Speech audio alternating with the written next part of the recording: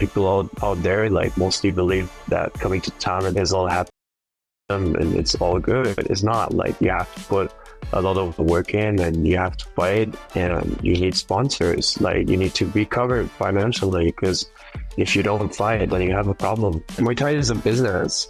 Muay Thai is a business. People don't understand that here. It's a real business. It's a tough life out here, so it's not all pretty and nice. It's a tough life as a fighter, definitely.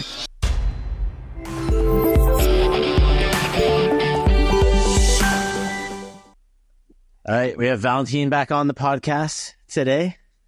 Coming from, you're in Bangkok right now, or where are you at? Oh yeah, I'm in Bangkok. I'm in Bangkok. And the last time I had you on, man, was I can't remember. Were you in Mexico or January? No, that was January 2022 when I was locked up in the hotel for the COVID quarantine in Thailand and Bangkok. That's right. It's the last time we were on here. So here we are in 2024, bro. And you were in Thailand, and then you went back to Mexico, right? Yeah. Everyone like Budacento, and there's some crazy shit being in the ghetto over there with all the guys. You were training with your opponent that you fought when I met you, right? Yeah, exactly. I was training with Oscar Magayan. That's so cool, man. And now you're back in Thailand. And did I see on your Instagram you got a work permit over there? Yeah, I got a work permit. I'm doing management and marketing stuff, and I'm having two students at the moment as well. Some fighters. I'm doing some coaching work as well. Out here. Good. And, to kind of give everybody some perspective for you, is you have been, like, when it came into fighting and stuff like that, like, wasn't that your first pro fight in Mexico? Yeah, my first ever pro fight was in Mexico versus Magayan. Yeah, against the WBC Muay Thai Mexico national champion. Yeah, no big deal. So you went from that. You've been fighting, and you're over in Thailand and shit, man. You're living what people want to do. I get asked all the time, how do I do it? How do I go do this? And, me and you talk quite a bit, like messaging or sending voice memos and stuff. Man, it takes a lot to do what you do, right? A lot of sacrifice when it comes in, like, your health, time away from family, financial, personal. Yeah. Like, there's a lot that goes to that, man. And I guess that's kind of what I wanted to talk about a little bit, is catch up with you, see what's, obviously you're, are you working for a gym out there now? Yeah, I'm kind of working for them, but I'm not getting paid for that. So, like, I have my own students, I have my own fighters, and I help them out sometimes, because, well, the situation with the gym is, this is the gym where I first came to, in Koh Samui 2020, and I lived there in their own house, without an aircon and stuff like that. So they're like family, So, I was staying out here in Samut Prakan, for a little bit, because I actually had to, I opened up a business, but unfortunately failed, and I had to stay in Bangkok.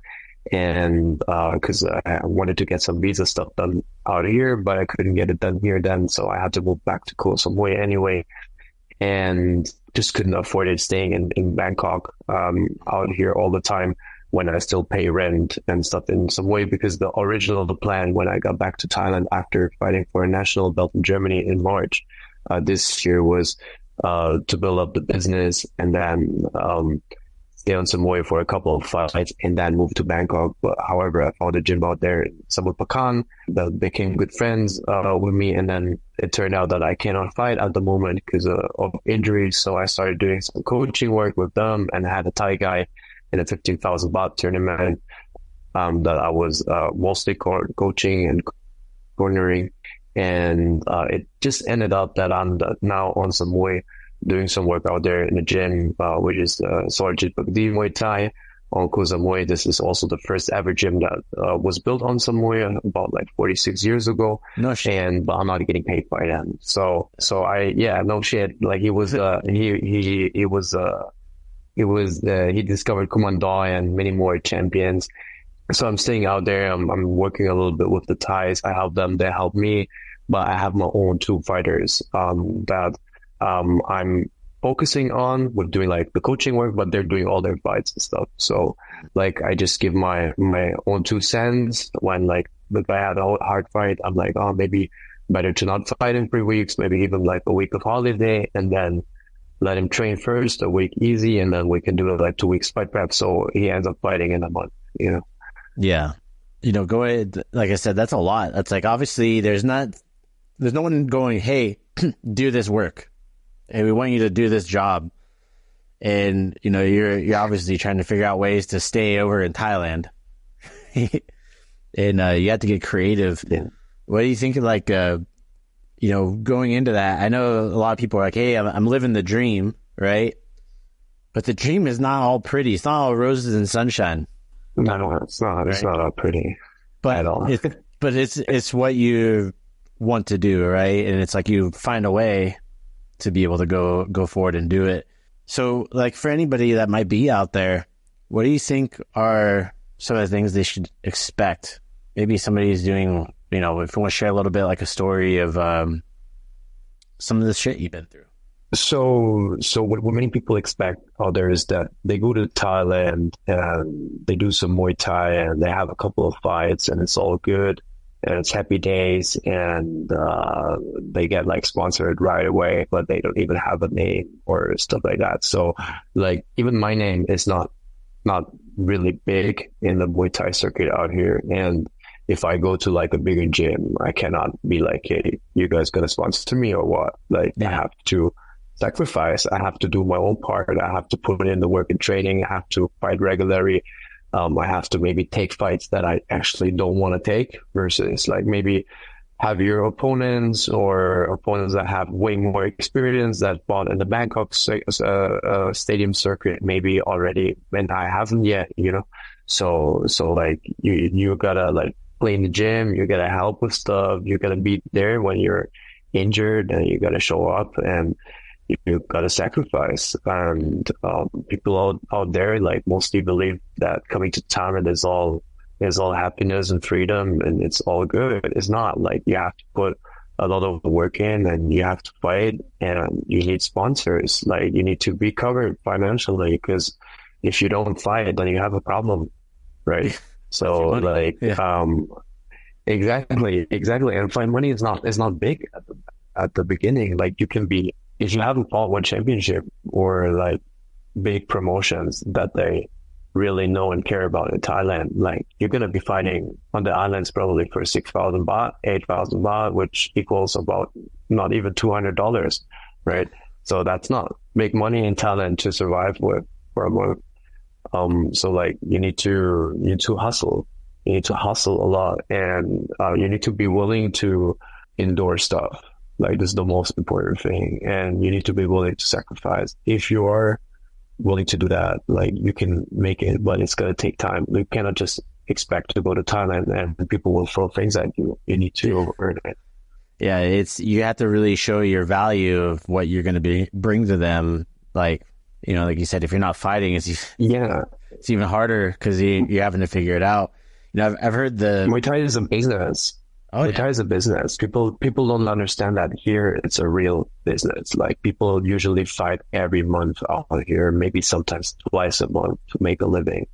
And like you sacrifice your body. So you have to be aware of that. There's a guy, because we were over at JF Boxing Stadium in Pattaya, the little stadium. Like, there's a guy there, he fights there like he fights like 4 or 5 times a month. That's his money. Yeah. I had a coach at Sang Hanoi. He told me that he fought in a month 60 times. Oh, dude, imagine what your body goes through, like banging, like fighting 16 times. Like you're definitely injured, 100%. You're injured. Probably. He fought 2 to 3 times a day. Yeah. So he fought like every day. Yeah. And it really sets the, I guess would be the mentality of the Thais and how they fight. and how it's thought of there. Just like you're saying, it's a legit business. Just like back home, if someone opens a restaurant, that's a legit business. Being a fighter is a legit business in Thailand as well. It's like, it's different. It's not for the fame. It's not for the glory. Yeah, sure, they want that too, but that's not what it's for. It's put food on the table. It's a job. It's a job. Exactly. That's a job. You know, you mentioned one championship. So I've been, you know, the last trip I was on over there, where we met up and we're talking in front of Lumpini outside of one.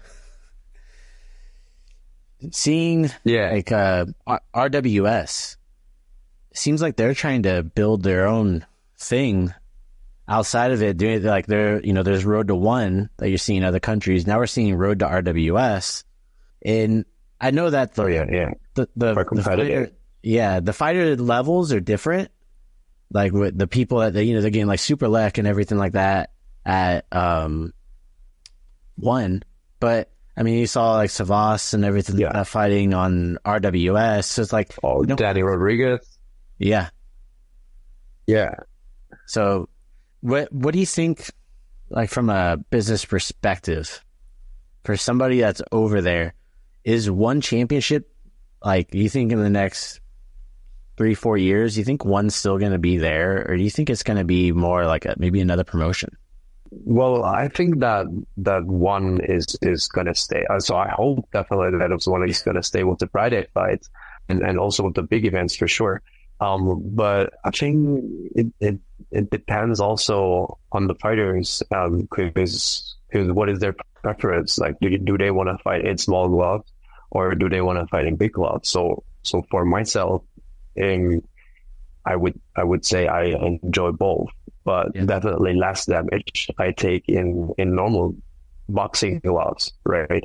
So like we mentioned the fighter Budo Sendio is small gloves. I took a lot of damage in that fight. Like, I definitely enjoyed it. It was really amazing fighting. But I was still definitely pretty much banged up after that fight as well, and for quite some time. So they were luckily paying for the medical bills completely, which is amazing. And so from a fighter's perspective, I would say hopefully one is going to stay because they're paying the medical bills as well. Yeah. Right. So any promotion that pays out bonuses and better fight money to the fighters, hopefully stays. Yeah. Whatever their name is. Is it RWS or is it World Championship? I think one is going to stay. So one company is doing pretty good. So like stadium is usually full. The fight cards are great. We can argue about the style of the fights. Yeah. And that new Muay Thai. Yeah, we can argue about that. Maybe RWS is a little bit better when it comes to that. But it really depends what you want to see as a viewer and what you want to fight as a fighter. Mm.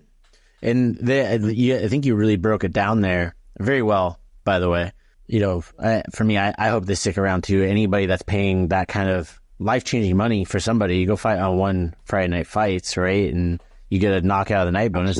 That's a game changer, right? You get a knockout bonus. Yeah, absolutely. And obviously with the little gloves, the chance that goes up pretty substantially too. But also, like I said, injuries and stuff like that as well. Hand injuries, I know, are pretty common with the small gloves also. Hand injuries, brain injuries. I mean, like CT is a real thing, right? Like, yeah. I mean, there's a lot of damage. So like people mostly do it for the money. They don't do it because, like, I think like most people would do it for the money, not because they love fighting in small gloves. I think a very small percentage loves fighting in small gloves. Like me, I'm crazy. I love to fight anything. Yeah. But other guys are doing it because they're like, hey, yeah, you're gonna pay me more money. Yeah, sure, why not? Right? Yeah, exactly. So, and that's one of the things too that I noticed. So you mentioned like one, you see the stadium's full, but there's a lot of comp tickets, right? And like RWS, this is like, it was just one of those things I was thinking about from like a business perspective, right? RWS, majority of those tickets are paid for. people are paying for it. Tourism is pushing it and stuff too.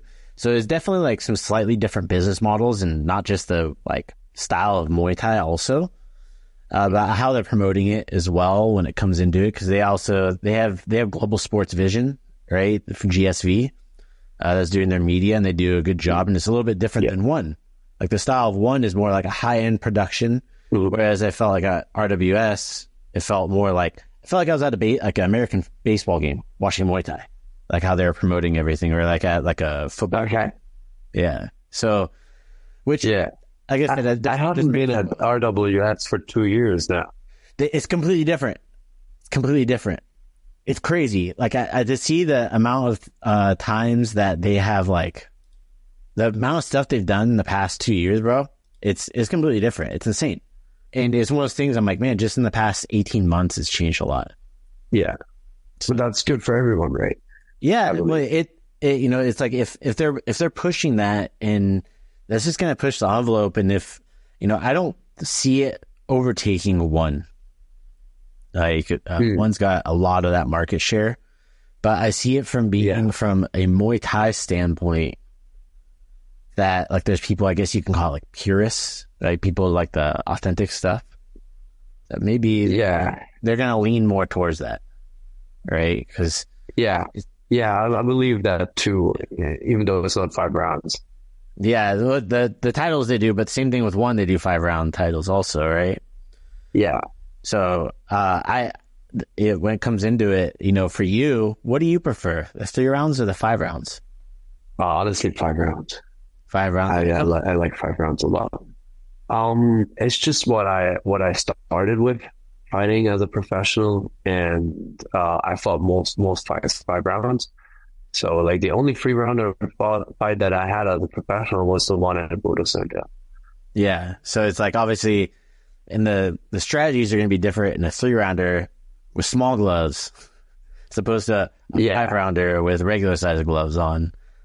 Yeah, exactly. So I honestly, like, I just feel like I love the white crew, and I love to take my time during the white crew as well. And so I love just the traditional way, but I also love fighting in small gloves. It's just like, as you say, it's just not the same, right? There is no white crew. In more like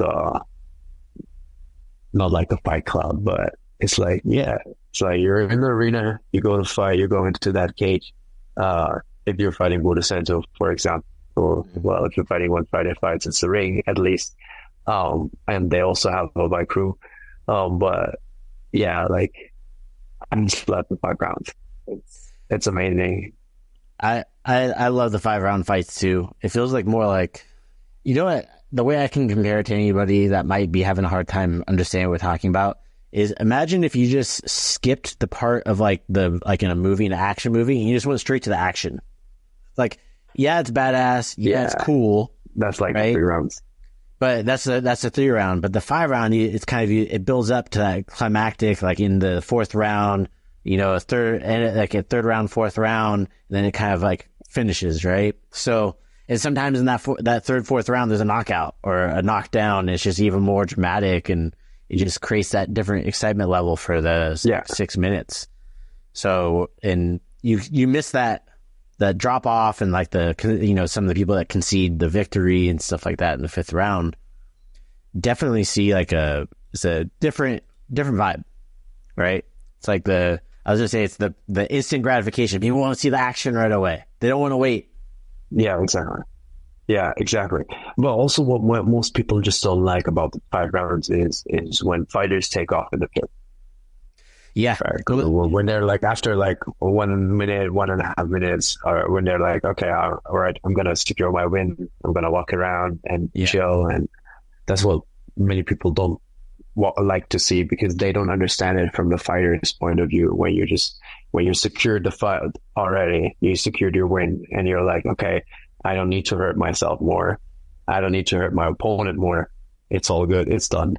Yeah. Well, there's also, with that said, like that conceding the victory, I know that the Sports Authority of Thailand, the referees at the stadiums, have been more prone to warn the fighters when they're doing that too. Yeah, absolutely. So, as I'm doing more coaching work now, well, I've did like some 3 rounds as well as some 5 rounds. So they're actually, especially in the 3 rounds, also in like traditional stadiums, there's 3 rounders now. They really tell the people like, yo, when you're stopped to fight, like we can even, when you refuse to fight, we can take you to police station. Oh, yeah. And because they think that, hey, maybe you're throwing the fight or something, right? Yeah, exactly. Maybe you're throwing the fight, and maybe you took some money prior to the fight, or like not winning or something like that. They want to have competitive fights, and they want to make sure that you're a competitive fighter and that you want to win. Yeah, and I think also some of it too might be some of that Western influence on the sport, because the Tourism Authority of Thailand also is investing a lot of money in Muay Thai right now. A lot. Which is good. Yeah, it's great. Next week in California, on September 28th, they're doing this amazing Muay Thai seminar series. And nice. They have like Sanchai, Bokao. It's super cool. They're having it on the Santa Monica Pier, and then they're doing pro fights that night too. So I get the pleasure. I get to go work it. I'm freaking stoked, right? Amazing. Yeah, I'm blessed, bro. I'm stoked. So the fanboy in me is like, yeah, really. Yeah. So that's all funded by the Tourism Authority of Thailand is the one that's investing all that money, the flights and everything, and they're doing they're actually setting up like the whole street food vendors and everything like that, all the food trucks and everything, just like they would do at the stadium. Nice. So they're trying to kind of recreate that vibe to try to get more people like, hey, come visit Thailand and spend money there. Yeah, that tourism's huge there. Yeah, as, being in Koh Samui, that's that's a lot of people out there that come out there who wouldn't want to go visit an island. Yeah, exactly. Right. Yeah, just come to Koh Samui. But living on the island though for long term, that's a different story, right? It's a different story. Like you need to get away sometimes. Yeah. Yeah. It's living on the rock. I have friends in Hawaii. And there's a reason the Hawaiians are crazy. There's a reason why they turned into a war-torn nation, because they lived on the island. Of course, right? It's like, it makes sense. It's like, there's a reason why mental health issues are so big in Hawaii. Because they're on an island. What else? They're going to fight each other. They're going to, go crazy. Like, it makes sense. So, man, I'm super stoked to see you, like, when I saw your visa stuff come up and connect with you out there. Like, I think, obviously you're in this for the long term. In some capacity, you're going to be involved in this. At least I think. Correct me if I'm wrong. Yeah, I hope so. So man, keep doing what you're doing. And for anybody that's out there that is doing this stuff, right? So I always get asked this all the time. How much money does it cost? How much is this? How much is that? Man, oh yeah. I know what I would tell these people, but what would you tell these people? So it really depends on your life standard, first of all. That's the very first thing. Are you willing to sleep in a gym and maybe sacrificing the aircon if you have to? But most gyms actually have aircon. So, and like sleep in the gym. And so most important thing is have health insurance, have a good health insurance. So this is the first and most important thing. And then everything else, it really varies in which area of Thailand you're in. So if you're like in Isan, for example, you could maybe live with about, including visa costs and everything else, about $400 to $500 a month. But if you're living in Bangkok, like you should calculate with about $800 to $1,200 a month. Just that you're like good. Like you're good. You don't have to worry about stuff. But I personally survived with way less. On Koh Samui during COVID, I would survive with like $300, $350, $400 a month. But I was not eating much, Yeah. So, and it was money and everything. So like, first of all, if you know someone, then you can stay cheaper. Eat where the locals eat, for example. Don't eat foreigner food all the time because that is way more expensive, obviously. And it's going to be about, including training, about $800 to $1,000 a month when you're staying out here the first time. And then everything else after you're staying out here for quite some time is negotiable, because it depends on how you're fighting, how regular you're fighting. Are you fighting well? You know, then you can get a deal with this gym. Maybe you can get a sponsorship so you can save on the training costs, or even get a full sponsorship package. But then, you need to fight like every month, most likely. And you have your duties as a sponsored fighter. And then you're staying like very, very cheap. You can survive from your fight money, and that's going to be easy. Something between $800 to $1,200, I would say. Yeah. I think the big one for people to understand too is that, hey, yes, you can get a sponsorship, but if you can afford to pay for your training, like, there's a balance, right? Because one is extremely difficult, not made for everybody. The other one gives you some choices, a little bit more, right? Yeah. Than like somebody who's sponsored. Like, I know people who are sponsored by some big gyms there. I'm not going to name them, but they would train them for 5 days, and they go fight, and they had to fight people way bigger than them. And you have to. You can't say no. Yeah. That's your duty. That's your duty. If you don't do that, you're getting night. Oh yeah, 100%. Like, you don't have a place to stay. Yeah. Like, I've seen, I won't name any gyms, but I've seen a couple of people had to leave when I was staying just short term in some gyms. And I was like, oh, what's going on there? Oh yeah, like, he lost his fight on points. And I was like, all right. So where's he going? He doesn't know. He'll see. Okay. All right. Great. Good luck to him. Yeah. Before I don't see him on the street, right? It turned out all good for the guy, but yeah, it's a tough life out here. So it's not all pretty and nice. It's a tough life as a fighter, definitely. You know, I talk to people a lot about this when it comes into fighting. It's entertainment. It's money. Like, you're the cog in that big machine. It could be like a meat grinder. You know, it'll chew you up, spit you out. I think there was a UFC fighter. He had a quote. He's like, you know, man, no matter how much you love this game, it's like a hoe. She'll never love you back. Or something to that capacity. And like, it's true, man. Like, it doesn't matter. The game doesn't care. The game cares if you can put money on the table, right? Can you perform? Yeah. Can you give this to me? I don't care if your leg's broken. You can't fight. Okay, get out of here. All right. It's just, it's very much like that. And that's what I always tell my fighters. Yeah, what I always tell my fighters is that you have to understand that you're replaceable.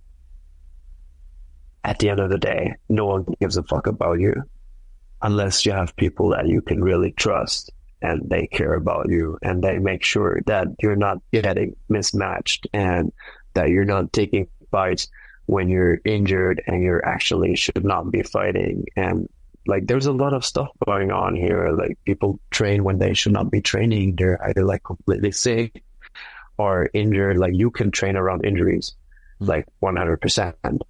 We can agree on this one, right? Yes. But there's injury that you should not be training. And yet I see people training and like taking on a fight because the gym says so. And like, that's like things that should not happen, but they happen. So like, you need to understand as a fighter, especially, that's also important for people that want to come to Thailand. It might take a while to find a place that you feel 100% safe and comfortable, and you feel like, okay, they're really interested in my growth. Yep. And not in like money or just using me as whatever. Yeah. It's definitely takes time for people to find that, and they're out there, right? Those things. Those 100%. everything. Yeah, 100%, 100%. And that's the thing is a lot of people, they don't like people that are newer to the sport. They forget that no one is above that. But Cal was one of the ones that was the most famous one that happened to. And yeah, it's just, there was a whole thing and they were having him train on injuries and all this stuff. And people were like, wait, what? They took how much money? It's like, well, that's the contract. Yeah. It's not, this shouldn't be a surprise, bro.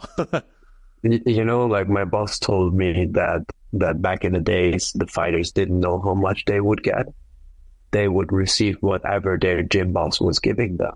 They would not know how much they would get for a fight. Where nowadays you have contracts, even in Thailand, where like one championship, for example, tells you how much you'll be getting on one Friday fight, how much is your bonus, and then you work it out with your gym, how much of a percentage you would give for that fight, and then how much of a percentage you would give if you would win the $10,000 bonus, right? Yeah. But like, yeah, people forget also that they have to pay like gym and coaches. Like after every fight, you have to pay for the people that wrap your hands, that give you massage. You have to most likely pay for your training partners if they had a very hard fight prep with you. Like you should be giving them a few baht. You know, it's not a lot, but it adds up. Like we need to make sure that you're paying coaches and stuff. Like people think like they come here and then the whole fight money is for them. Unfortunately not.